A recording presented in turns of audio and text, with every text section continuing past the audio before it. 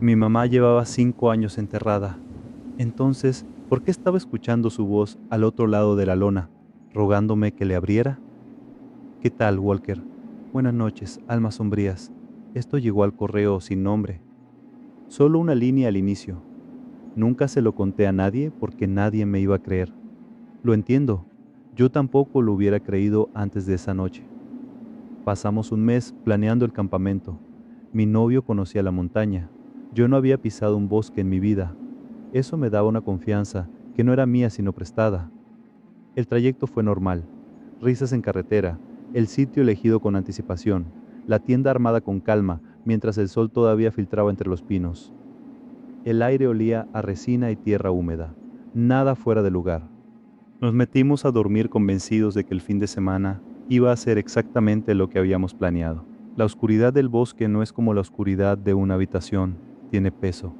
Se instala encima de uno con una densidad que la ciudad nunca produce, que hace que el cuerpo lo registre diferente antes de que la cabeza lo procese. Estábamos adentro intentando dormir cuando el sonido me sacó de golpe. Susurros, no uno, varios. Alrededor de la tienda, como un grupo congregado en el exterior, murmurando algo que no llegaba a ser palabra, pero que tenía la cadencia de un rezo, constante, sin pausa, sin acercarse ni alejarse. Sacudí el brazo de mi novio. Cuando abrió los ojos y escuchó, el color se le fue de la cara antes de que yo pudiera decir nada. Él, que había acampado docenas de veces, que nunca había creído en nada de esto, me miró con una expresión que confirmó lo que yo no quería confirmar. Llevó un dedo a los labios. Me señaló que no me moviera. Entre el murmullo, una voz se alzó sola, clara, sin distorsión, pronunciando mi nombre con la entonación exacta, con el peso exacto, con esa cadencia específica que solo tiene una persona en el mundo. Mi mamá. Que llevaba 5 años muerta. No pude contener las lágrimas. No fue decisión, fue el cuerpo respondiendo solo a algo para lo que no existe preparación. Esa mezcla de dolor y pánico primitivo que no pasa por ningún filtro racional antes de llegar. Las voces lo notaron. El tono cambió en segundos. De murmullo a hostilidad directa, de rezo a insultos, de paciencia a urgencia. Las paredes de la tienda empezaron a moverse desde afuera, golpes y empujones contra la lona, exigiendo que saliéramos, usando voces que reconocíamos para quebrarnos, alternando entre la voz de mi mamá y otras voces que no pude identificar, pero que el cuerpo recibía como conocidas. Las horas siguientes no las puedo ordenar bien porque el terror no funciona con cronología. Lo que sí recuerdo con precisión es la sensación de cada golpe contra la lona transmitida por el suelo, el frío que entró sin que hubiera abierto ningún cierre, el olor que cambió, tierra húmeda primero y luego algo diferente, más orgánico, más cercano, algo que no pertenecía al bosque, sino algo que caminaba en él. Mi novio no habló en toda la noche. Eso fue lo que más me asustó. Él, que siempre tenía una explicación, que siempre encontraba la salida racional, estuvo 5 horas con la espalda contra la lona y los ojos en el cierre de la tienda sin decir una sola palabra. El asedio no paró hasta las 6 de la mañana. El silencio llegó de golpe, sin transición. Un segundo había golpes y voces y al siguiente no había nada. El bosque en silencio absoluto con los primeros grises del alba filtrándose por la tela. Salimos con el cuerpo entumecido. El suelo alrededor de la tienda tenía huellas. Ciervo, lince, oso, las identifiqué sin dificultad porque son las que uno aprende a reconocer. Pero entre ellas había otras. Del tamaño de pie humano, descalzo, con una profundidad que ningún humano descalzo produce en tierra húmeda, con incisiones en la punta que no eran de uña, sino de garra. Recogimos en 10 minutos sin hablar. En el coche, a mitad del camino de regreso, mi novio dijo una sola cosa: nunca más. No lo dijo con miedo, lo dijo con la convicción de quien cerró una puerta para siempre y tiró la llave. La sensación de que algo nos observaba desde los árboles, esa noche no desapareció al llegar a la ciudad. Tardó semanas en bajar a un nivel manejable, y hay noches, todavía, en que escucho algo en el umbral, entre el sueño y el despertar que tiene la cadencia exacta de la voz de mi mamá. No abro los ojos. Aprendí eso esa noche. Hay cosas que usan lo que uno más quiere como llave, y la única defensa es no abrir la puerta. El agua del lago estaba quieta como un espejo negro. Entonces la voz de mi compañero empezó a gritar mi nombre desde la niebla, pidiéndome que lo sacara del agua. Mi compañero estaba sentado a mi lado. ¿Qué hay, Walker? Saludos, almas sombrías. Esto llegó firmado por un hombre que tardó 2 años en escribirlo. Dice que él y su amigo nunca volvieron a hablar del tema entre ellos, que hay cosas que se procesan mejor en silencio que en voz alta. Julián y yo llevábamos años intentando cuadrar el viaje. Mochileros, zona remota, lago de alta montaña. Sin señal, sin gente, sin el ruido de la ciudad por un fin de semana. Lo habíamos postergado tantas veces que cuando por fin salimos a finales de otoño, la emoción tapaba cualquier señal de alerta. El lugar se llamaba Laguna Seca en los mapas locales. Solo eso, sin más información. Armamos las tiendas a 15 metros de la orilla, fogata modesta, cena caliente, el lago reflejando el último gris del atardecer. El agua estaba completamente quieta, sin viento, sin movimiento, nada que no correspondiera a lo que esperábamos encontrar. Nos dormimos sin problema. Pasada la medianoche, el viento paró de golpe. No fue gradual, fue un corte, como cuando alguien cierra una ventana. Y con el viento se fue todo lo demás, los insectos, el crujido de los árboles, el sonido del agua contra la orilla, el bosque entero en un silencio que no era de madrugada, sino de otra cosa. Ese vacío acústico que el cuerpo registra como amenaza antes de que la mente encuentre la palabra. El chapoteo llegó desde la orilla, pesado, espaciado, con el ritmo de pasos sobre lodo húmedo, no el movimiento errático de un animal bebiendo agua, pasos, contados, rodeando el campamento en círculos lentos y perfectos, sin apuro, sin variación de ritmo. Julián agarró la linterna y me hizo señas de que no dijera nada. Apuntó hacia la orilla. El haz de luz entró a la niebla y desapareció a pocos metros, absorbido, sin rebotar en nada visible. El lago, el lodo, los árboles del borde, todo tapado por una bruma que no estaba ahí cuando nos dormimos. Y entonces la voz, la mía, con mi tono exacto, con mi manera de hablar, con esa fatiga específica de final del día que yo mismo reconocí como mía sin querer reconocerla. Julián, sácame de aquí. El agua está helada y no puedo mover las piernas. Julián me miró. Yo estaba a su lado, dentro de la tienda, tiritando. Los dos lo sabíamos. Los dos sabíamos que lo que estaba al otro lado de esa niebla no era yo, aunque sonara exactamente como yo. Las voces se multiplicaron después de eso. Salieron de los arbustos, del lago, de puntos que no correspondían a ninguna fuente fija. Imitaban risas, fragmentos de conversaciones que Julián y yo habíamos tenido esa tarde, palabras con mi voz y palabras con la suya mezcladas, exigiendo que nos acercáramos a la orilla para ver lo que habíamos dejado hundido. Lo que habíamos dejado hundido. Ninguno de los dos dijo nada. Ninguno de los dos se movió. Nos amontonamos en una esquina de la tienda con las navajas en la mano. No como plan, como instinto, ese movimiento del cuerpo que busca algo físico para sostener cuando lo que enfrenta no tiene forma física. Las navajas no iban a servir de nada y los dos lo sabíamos, pero las sostuvimos igual durante horas. Las uñas empezaron sobre la lona, largas, lentas, arrastrándose de arriba a abajo por el exterior de la tienda con una paciencia que era peor que la urgencia, que comunicaba que lo que estaba afuera no tenía prisa porque sabía que adentro no había salida. El agua del lago comenzó a golpear contra la orilla con una violencia que no correspondía a ningún viento, ese sonido de algo que empuja desde abajo hacia arriba, que quiere salir y que cada oleada lo acerca un poco más a la orilla. La voz siguió toda la noche. La mía, siempre la mía, con variaciones que iban de la súplica a la rabia y de la rabia a algo que no tenía nombre en ningún registro emocional conocido. Julián en ningún momento respondió. Eso fue lo que nos salvó, creo. Que ninguno de los dos abrió la boca. Que ninguno le dio lo que pedía. Con la primera luz salimos. El suelo alrededor de las estacas de la tienda tenía charcos de agua negra y espesa que no correspondían a lluvia ni a humedad normal, que olían al lago pero al lago de adentro, a ese olor de fondo que el agua estancada tiene cuando algo la revuelve desde abajo. El hacha de Julián estaba clavada en el centro del campamento. La había guardado él mismo la noche anterior en su mochila cerrada con candado. Ahora estaba enterrada en la tierra seca, cubierta de óxido que no era de una noche sino de años, con escamas de pescado seco pegadas al filo como si hubiera estado mucho tiempo bajo el agua. Ninguno de los dos la tocó. Empacamos lo indispensable en 10 minutos y corrimos por el sendero hasta la carretera sin voltear. En la camioneta Julián arrancó sin esperar a que yo cerrara la puerta del todo. Nunca volvimos a mencionar el viaje entre nosotros. Cambiamos de ruta de trabajo para no pasar cerca de esa sierra. No fue una decisión hablada. Simplemente ninguno de los dos propuso nunca volver a acercarse, y el otro nunca preguntó por qué. Hay cosas que no necesitan explicación entre dos personas que estuvieron en el mismo lugar la misma noche.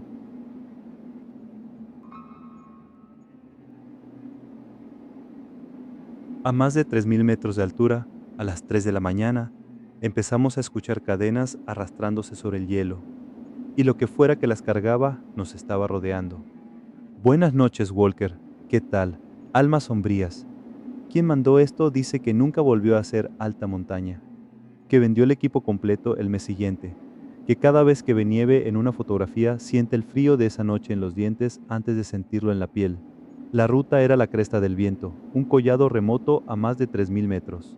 Mi compañero y yo la habíamos elegido precisamente por eso, por lo remoto, por la ausencia garantizada de gente, por esa soledad de alta montaña que en la ciudad uno idealiza sin entender bien lo que significa hasta que la tiene encima. Salimos a finales de febrero con equipo de 4 estaciones, experiencia suficiente y la convicción de que el fin de semana iba a ser exactamente lo que habíamos planeado. Al atardecer, armamos la tienda en una planicie protegida por rocas grandes que cortaban el viento.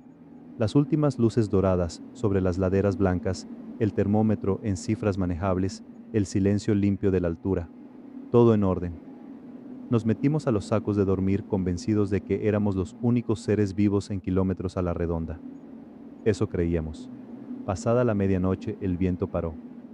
No amainó gradualmente, paró, y con el viento se fue el único sonido que había, dejando una quietud que a esa altitud y a esa temperatura tiene una calidad específica, densa, como si el aire mismo se hubiera solidificado alrededor de la tienda. El termómetro cayó a niveles que el equipo no esperaba. La nieve exterior se endureció hasta sonar como vidrio cuando algo la pisaba, y algo la pisaba. Cadenas. Ese fue el primer pensamiento porque ese fue el sonido. Metal pesado arrastrándose sobre superficie congelada, con un ritmo que no era de viento ni de piedra que cede, ni de ningún animal conocido en esa zona. Pesado, metódico, dando vueltas alrededor de la tienda con una cadencia que el cuerpo reconoció como deliberada antes de que la cabeza lo procesara. Mi compañero encendió la linterna frontal sin decir nada. Me miró, yo lo miré, los dos escuchando el mismo sonido, los dos descartando las mismas explicaciones en silencio. No era viento, no era un animal. El ritmo era demasiado parejo, la cadencia demasiado consistente, el peso demasiado concentrado en cada arrastre. Las cadenas pararon. El silencio que llegó después duró exactamente el tiempo suficiente para que uno creyera que había terminado. Luego el zumbido. Bajo, tan bajo que llegó al suelo antes de llegar al aire, que subió por el suelo congelado hasta los sacos de dormir y desde ahí a los huesos. Una vibración que hizo resonar los dientes, que convirtió los parantes de aluminio de la tienda en conductores de algo que los golpeaba desde afuera con una fuerza que no era de impacto sino de presión, como si algo muy grande estuviera empujando hacia abajo desde arriba. Los cierres de la tienda se congelaron desde adentro. La lona se tensó hacia arriba, jalada o empujada desde el exterior, y sobre esa lona blanca la sombra apareció, grande, sin forma definida en los bordes, bloqueando la luz de la luna que había estado filtrándose y dejando el interior de la tienda en una oscuridad que la linterna frontal no alcanzaba a compensar del todo. El asedio duró horas.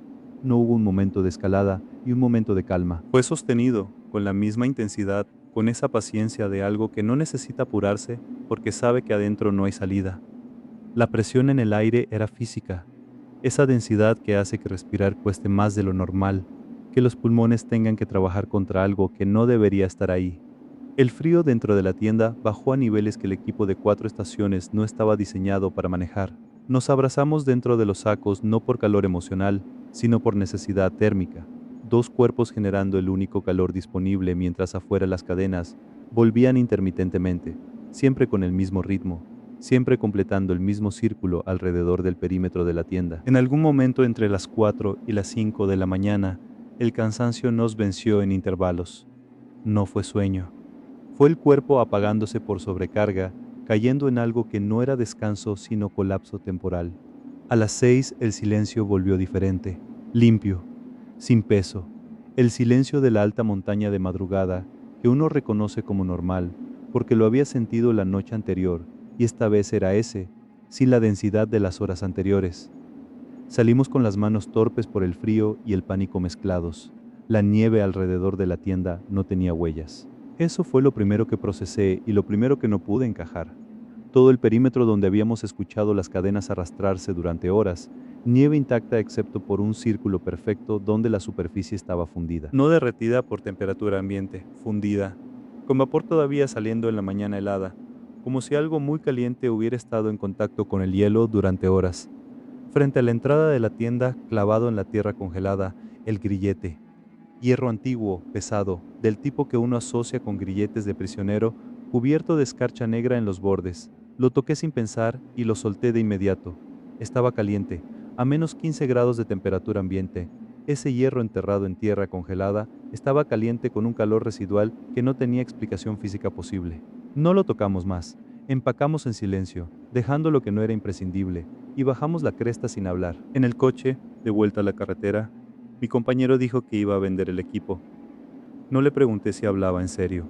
2 semanas después me escribió para decirme que ya lo había vendido todo.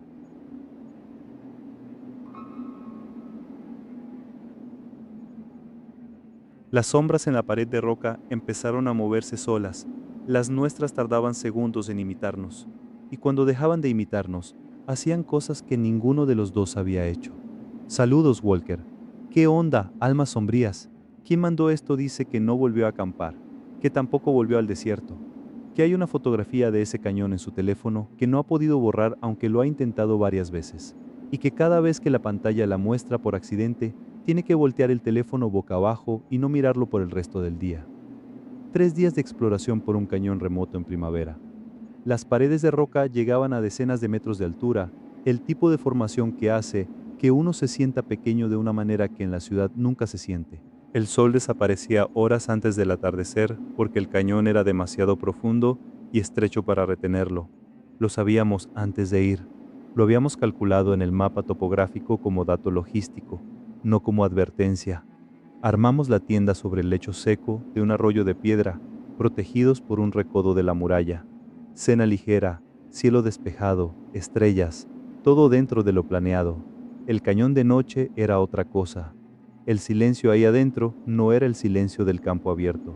Las paredes lo contenían, lo concentraban, lo devolvían amplificado de una manera que hacía que el roce de la ropa contra el saco de dormir sonara más de lo que debería sonar.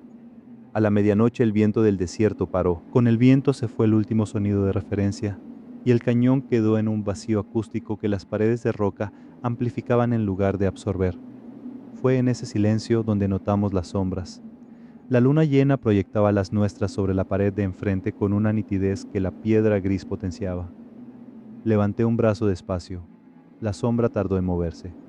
No el retardo mínimo de cualquier proyección. Segundos, varios segundos en que mi sombra en la pared se quedó quieta mientras yo había terminado el movimiento, como si estuviera procesando la instrucción con un retraso que ninguna física de la luz explica.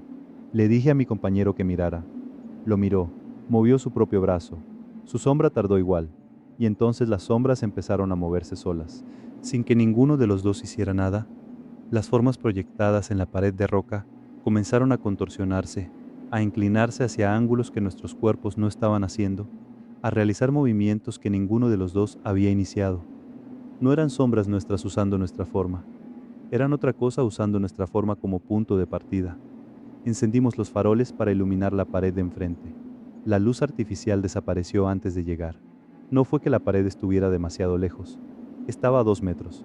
La luz salió del farol y se disolvió en la oscuridad del cañón sin rebotar en nada, sin iluminar ninguna superficie, como si el espacio entre nosotros y la roca hubiera dejado de funcionar de manera normal. El murmullo empezó desde las paredes, no desde un punto. Desde todas partes al mismo tiempo, rebotando de pared a pared con esa acústica específica del cañón que multiplicaba cada sonido.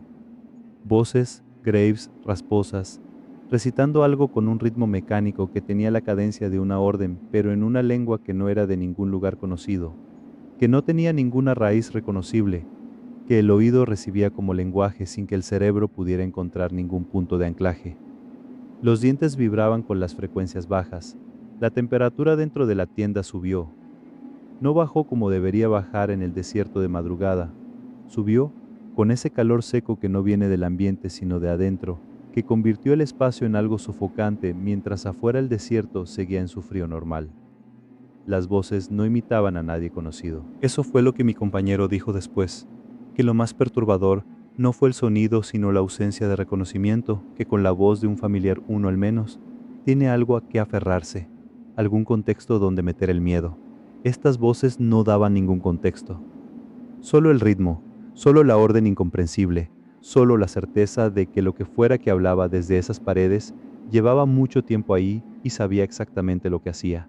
Las piedras empezaron a caer desde los bordes superiores del cañón, no en avalancha, calculadas, espaciadas, cada una aterrizando más cerca de la lona que la anterior, con esa precisión que no es de derrumbe natural, sino de algo que prueba la distancia, que ajusta la trayectoria, que aprende con cada impacto dónde está el límite entre asustar y dañar. Nos encogimos contra las mochilas en el centro de la tienda. La presión en el pecho era física, ese peso específico del terror sostenido durante horas que no es pánico agudo, sino algo más profundo, más lento, más difícil de manejar, porque no tiene el pico del pánico, sino la meseta interminable del asedio. Los músculos tensos sin poder relajarse, la respiración corta sin poder normalizarse, los ojos abiertos en la oscuridad sofocante de la tienda sin poder cerrarlos. Las voces no pararon, horas, con el mismo ritmo mecánico, con la misma cadencia de orden, que ninguno de los dos entendía, pero que el cuerpo recibía como mandato igual, esa compulsión extraña de querer obedecer algo que la mente rechazaba completamente. Mi compañero me dijo después que en algún momento sintió el impulso de abrir el cierre de la tienda, que no entendía por qué, que simplemente estaba ahí, ese impulso, sin origen racional, como una instrucción que había llegado desde afuera y había encontrado algún canal que él no sabía que tenía. No abrió el cierre. Cerca de las 6 de la mañana, el silencio cayó de golpe como siempre cae en estas historias, sin transición, sin gradualidad, del sonido a la nada en un instante. Salimos con los ojos ardiendo y el cuerpo agotado de una manera que no era de falta de sueño, sino de algo más profundo, ese agotamiento que deja el terror sostenido que no tuvo desahogo. La arena del arroyo alrededor de la tienda no tenía huellas, ni de animal ni de persona. La superficie estaba intacta, como si nada hubiera caminado cerca en toda la noche, como si todo lo que habíamos escuchado hubiera venido de las paredes y no de ningún cuerpo físico que se moviera sobre tierra. Pero la pared de roca a 2 metros de la tienda sí tenía marcas, surcos profundos en la piedra viva, abiertos en la roca sólida, formando hileras de rostros, bocas abiertas, cuencas de ojos vacías, la expresión específica de algo que grita sin sonido, decenas de ellos a diferentes alturas, como si hubieran sido tallados por manos que trabajaron desde el suelo hasta donde los brazos alcanzaban. La roca era sólida, no había herramientas, no había polvo de piedra en el suelo debajo de los surcos. Ninguno de los dos los tocó. Empacamos sin hablar y caminamos bajo el sol del desierto sin descanso hasta el punto de rescate. En el coche, a mitad del camino de vuelta, mi compañero me preguntó si yo también había sentido el impulso de abrir el cierre. Le dije que sí. No volvimos a hablar del tema. Hay una fotografía de ese cañón en mi teléfono que no he podido borrar. Cada vez que la pantalla la muestra por accidente, volteo el teléfono boca abajo. Nunca la he visto completa desde esa noche. No quiero saber si las paredes de la fotografía tienen los mismos surcos que encontramos esa mañana. El guardaparques nos lo dijo antes de dejarnos entrar. Si de madrugada escuchas risitas infantiles alrededor de la tienda, no te muevas. Y si escuchas la voz de una mujer pidiendo auxilio, jamás abras. La segunda noche escuchamos las dos cosas. Buenas noches, Walker. Saludos, almas sombrías. Quien mandó esto dice que el guardaparques, cuando regresaron, solo dijo una cosa, que habían tenido mucha suerte de cerrar la cremallera a tiempo, sin más explicación, como quien confirma algo que ya sabía que iba a pasar. Lo habíamos planeado durante meses, mi pareja y yo, senderismo, zona protegida, 2 noches en un claro rodeado de pinos centenarios. El tipo de escapada que uno organiza con listas de equipo y mapas descargados y la satisfacción anticipada de quien sabe que lo tiene todo bajo control. Al registrarnos en la caseta, el guardaparques nos miró fijamente antes de entregarnos el permiso.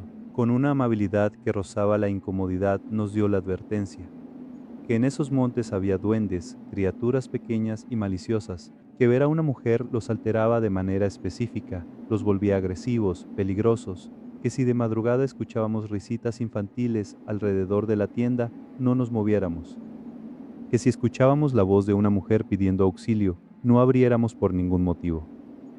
Lo escuchamos con esa cortesía de quien recibe folclore local y no quiere ser descortés.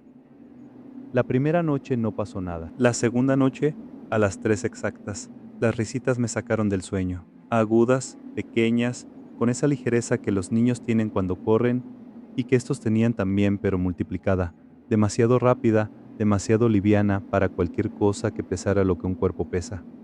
Rodeaban la tienda sin detenerse, sin un patrón fijo, cambiando de dirección con una velocidad que no correspondía a ningún animal que yo pudiera identificar. Mi pareja se despertó solo, antes de que yo lo tocara. Me miró con los ojos ya abiertos de pánico y sin decir nada señaló el cierre de la tienda con un gesto que decía claramente que no lo tocara. Los dos recordamos al mismo tiempo la advertencia del guardaparques. Las risitas pararon de golpe. El silencio que llegó era diferente al silencio normal del bosque, sin insectos, sin viento entre los pinos, sin ninguno de los sonidos de fondo que uno deja de escuchar porque siempre están. Ese silencio específico que ya habíamos aprendido a reconocer en estas noches, el que no significa ausencia sino espera, duró minutos que no puedo cuantificar con precisión.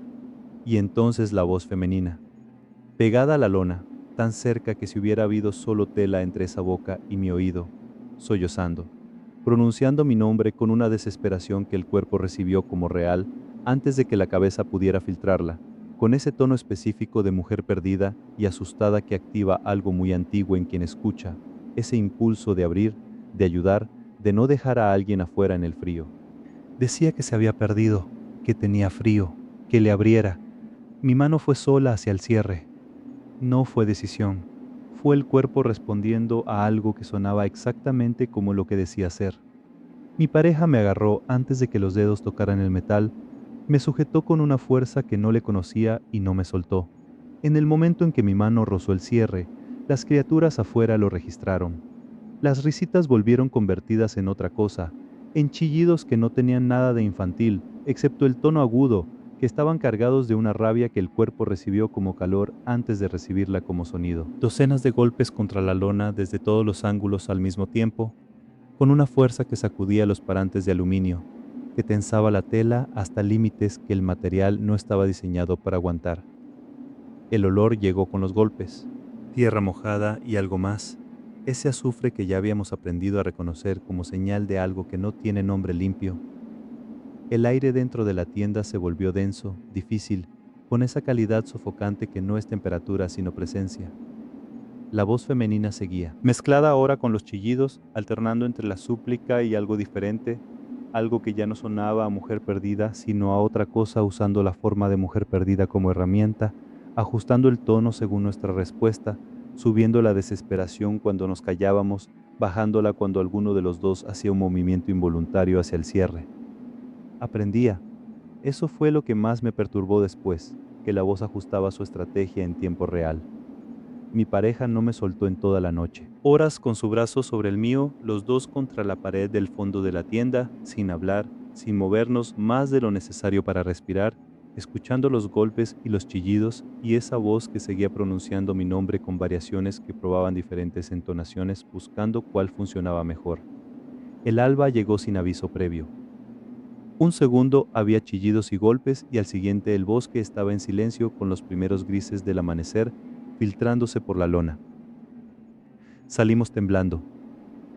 El suelo alrededor de la tienda tenía pisadas, pequeñas, descalzas, en círculos concéntricos que rodeaban el campamento con una precisión que no era de movimiento errático, sino de algo que había estado dando vueltas con método durante horas. Los árboles más cercanos tenían rasguños en la corteza, profundos a diferentes alturas, como si varias cosas de diferentes tamaños hubieran estado apoyadas contra ellos mirando hacia la tienda. El lodo negro estaba en la base de los árboles y en los bordes de las pisadas. Olía a humedad profunda, a tierra que lleva tiempo sin ver el sol. No dijimos nada, empacamos en silencio y corrimos por el sendero. En la caseta el guardaparques nos vio llegar, no preguntó qué había pasado, nos miró con esa mirada de quien ya sabe la respuesta antes de hacer la pregunta y nos dijo una sola cosa: tuvieron mucha suerte de cerrar la cremallera a tiempo, nada más. Sin explicación adicional, sin contexto, sin la historia completa de lo que habita en ese bosque y por qué una mujer específicamente los altera de esa manera. Pregunté por qué una mujer. El guardaparques nos miró un momento y luego miró hacia el bosque. No respondió.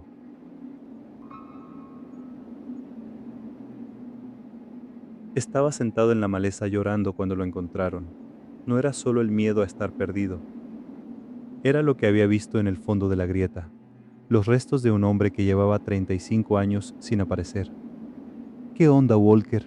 Hola, almas sombrías. Esta historia tiene reporte forense, tiene identidad confirmada, tiene 35 años de expediente abierto que se cerraron el día que un chico perdido en la sierra tropezó con algo que nadie había encontrado en todo ese tiempo. Éramos un grupo de senderistas con experiencia. No novatos, no turistas de fin de semana con zapatillas de ciudad. Gente que conoce las rutas exigentes, que sabe leer un mapa, que lleva el equipo correcto y que ha dormido suficientes noches en el monte para no cometer errores básicos. La jornada iba bien, conversación, paisaje, el ritmo sostenido del grupo que camina junto y se conoce suficiente para no necesitar hablar todo el tiempo. El campamento estaba planeado para más adelante, en un claro que conocíamos de una salida anterior. Todo dentro de lo calculado. En un tramo donde el sendero se angostaba y la vegetación cerraba por los dos lados, uno de los chicos se adelantó. Solo unos metros, solo un momento. Tomó un desvío sin verlo como desvío, y cuando lo vimos ya no estaba. Lo llamamos, no respondió. Esperamos, no apareció. El monte tiene una manera específica de tragarse a la gente, no de golpe, sino en el espacio de un descuido, en el segundo en que uno deja de prestar atención al grupo y el camino ofrece una variación que parece continuar en la dirección correcta, pero que no continúa, que lleva hacia adentro en lugar de hacia adelante. Mientras nosotros lo buscábamos a gritos por los alrededores, él avanzaba a ciegas en dirección contraria. La desorientación en el monte tiene su propia lógica. Uno cree que va hacia el sonido de las voces y se aleja. Cree que el terreno baja hacia el valle y sube. Cada corrección instintiva lo mete más adentro, y la maleza espesa no da referencias, todos los árboles se parecen, todas las piedras se parecen, la luz filtrada entre las copas no tiene dirección útil. Pasaron las horas. En algún punto dejó de intentar orientarse y empezó a moverse solo para moverse. Ese estado específico del perdido que ya no busca el camino, sino que huye del lugar donde está. Porque quedarse quieto se siente peor que seguir. El terreno se volvió más irregular, rocas resbaladizas, pendientes que no aparecían en ningún mapa que él hubiera visto, vegetación más densa que bloqueaba la luz de una manera que hacía que la tarde pareciera más avanzada de lo que era.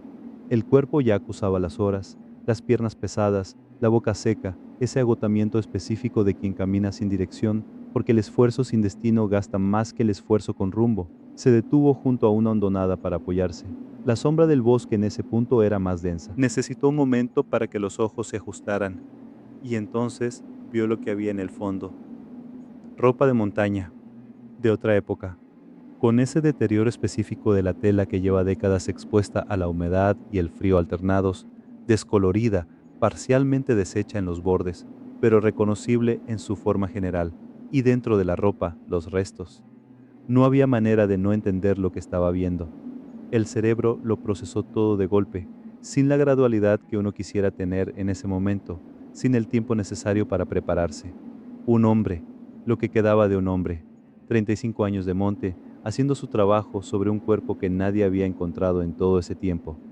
Dio varios pasos hacia atrás. Los pies no encontraron terreno firme y el cuerpo hizo lo que hacen los cuerpos cuando el pánico desconecta el control motor. Cayó. Rodó por la pendiente golpeándose contra las piedras y la tierra sin poder detener el descenso, sin poder orientarse durante la caída, hasta que el fondo de la colina lo paró. Quedó en la maleza sin poder levantarse, no solo por las lesiones del golpe, por lo que había visto arriba que no se iba de los ojos aunque los cerrara, que no tenía el mecanismo de procesamiento que uno necesitaría para manejarlo en ese estado de agotamiento y desorientación y miedo acumulado de horas. Lloró, no como decisión, sino como colapso, ese llanto que sale solo cuando el cuerpo ya no tiene otra salida para lo que está cargando, que no es débil sino el único lenguaje disponible, cuando todo lo demás se agotó. Así lo encontraron horas después, otro grupo que transitaba por una ruta secundaria cercana. sentado en el suelo, temblando, llorando, con las lesiones del golpe y ese peso en los ojos de quien vio algo que no se borra. Las autoridades llegaron al lugar con el equipo de rescate. Encontraron los restos donde él había dicho. Los recuperaron, iniciaron el proceso forense, identificaron al hombre con los métodos disponibles. Un senderista, reportado como desaparecido 35 años antes en esa misma sierra, había tomado un desvío equivocado, igual que el chico. Se había perdido, igual que el chico. Solo que él nunca salió. El expediente que llevaba décadas abierto se cerró. A él lo rescataron con vida y con las lesiones tratables. Pero el peso de ese encuentro no es de los que se tratan. Hay cosas que el cerebro almacena en un lugar diferente al de los recuerdos normales, que no se procesan con el tiempo de la misma manera, que aparecen sin aviso en momentos que no tienen ninguna relación con lo que las produjo. Lo que más le quedó grabado, según contó después, no fueron los restos. Fue entender que el hombre que encontró en esa grieta había estado exactamente donde él estaba, perdido, agotado, sin señal, sin que nadie lo encontrara. Que la única diferencia entre los dos era que alguien escuchó sus lamentos a tiempo, que la sierra no distingue entre el que entra preparado y el que no, que se queda con quien se queda.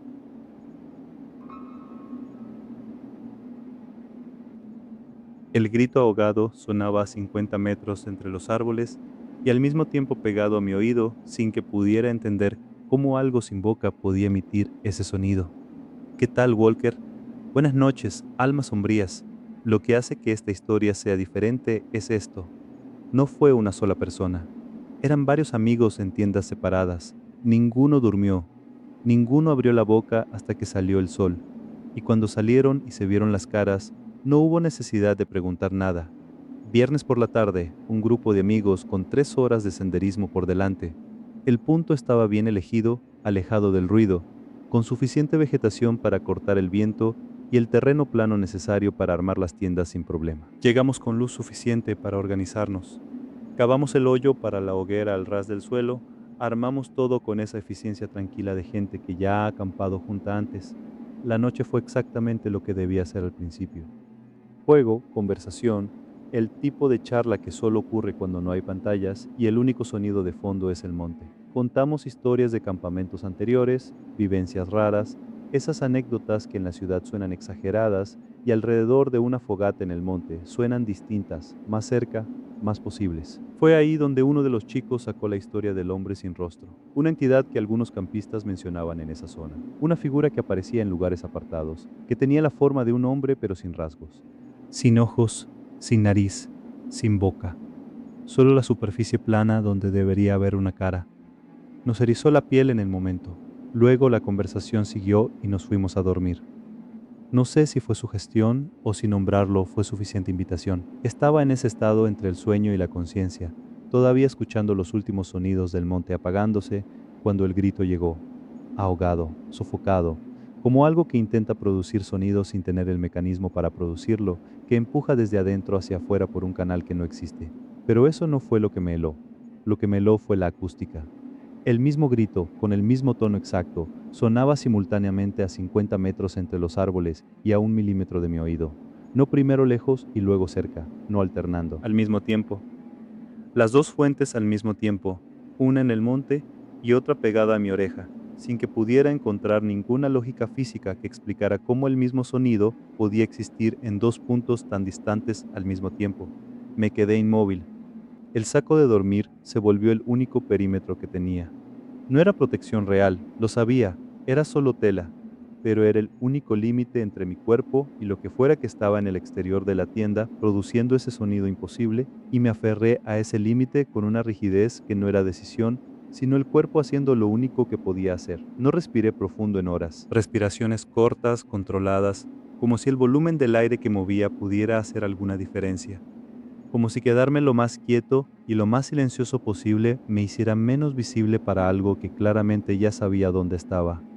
El grito no paraba, no variaba, no escalaba ni bajaba, se mantenía en ese tono ahogado constante, lejos y cerca al mismo tiempo, durante horas, con esa persistencia que es peor que la violencia porque no da ningún pico del que uno pueda recuperarse. Solo el asedio continuo que agota sin descanso. En algún momento intenté convencerme de que era el viento. El viento no produce el mismo sonido a 50 metros y a 1 milímetro del oído al mismo tiempo. Eso lo sabía. Pero el cerebro busca lo que puede cuando no tiene nada más. Horas en el saco de dormir sin moverme. El grito siguió toda la madrugada con esa constancia que no tenía lógica de ser vivo, que no tenía la irregularidad del animal ni la variación del humano, sino esa repetición mecánica de algo que no necesita descansar, que no tiene cuerpo que se canse, que puede mantener el mismo sonido durante horas, porque el sonido no le cuesta nada. En un momento, en algún punto entre las 3 y las 4 de la mañana, sentí el aire dentro de la tienda cambiar. No de temperatura, de densidad. Esa sensación de que el espacio se redujo sin que ninguna pared se moviera, que algo ocupaba parte del volumen disponible sin ser visible, que el aire que yo respiraba estaba siendo compartido con algo que no debería estar ahí adentro. No abrí los ojos. Esa fue la única decisión consciente de toda la noche. Mantener los ojos cerrados porque había algo en mí que sabía que si los abría iba a ver algo en la oscuridad de la tienda que no podría deshacerse con el amanecer. El grito siguió, lejos y cerca, siempre los dos al mismo tiempo, hasta que la luz empezó a filtrarse por la lona y el sonido se fue disolviendo con la misma gradualidad con que la oscuridad cedía, sin un momento exacto en que paró, sino diluyéndose hasta que el monte tenía sus sonidos normales otra vez y el grito ya no estaba. Salí de la tienda cuando el sol ya estaba alto suficiente para que el campamento tuviera luz completa. Los demás ya estaban afuera. Nadie habló de inmediato. Nos miramos, evaluamos las caras, vimos en cada uno lo mismo que cada uno sentía, las ojeras, la palidez, esa tensión específica de quien no durmió por algo que no puede nombrarse fácilmente en la luz del día. No hubo necesidad de preguntar si habían escuchado algo. Estaba en cada cara. Uno de los chicos, el mismo que había contado la historia del hombre sin rostro la noche anterior, fue el primero en hablar. Solo dijo que lo sentía, que no debería haberla contado. Nadie le respondió que no importaba, porque todos pensábamos lo mismo, que tal vez sí importaba, que tal vez hay nombres que funcionan como llamado, que hay historias que al contarse en ciertos lugares y en cierta hora activan algo que estaba dormido o que estaba esperando el pretexto para acercarse. Desarmamos el campamento sin hablar mucho. El regreso por el sendero fue más rápido que la ida. Nadie propuso descansar, nadie propuso comer algo antes de arrancar. Solo caminar hacia el punto de salida con esa urgencia silenciosa de quien sabe que quiere distancia entre él y ese lugar. En el coche, de vuelta a la ciudad, alguien preguntó si volveríamos al mismo sitio alguna vez.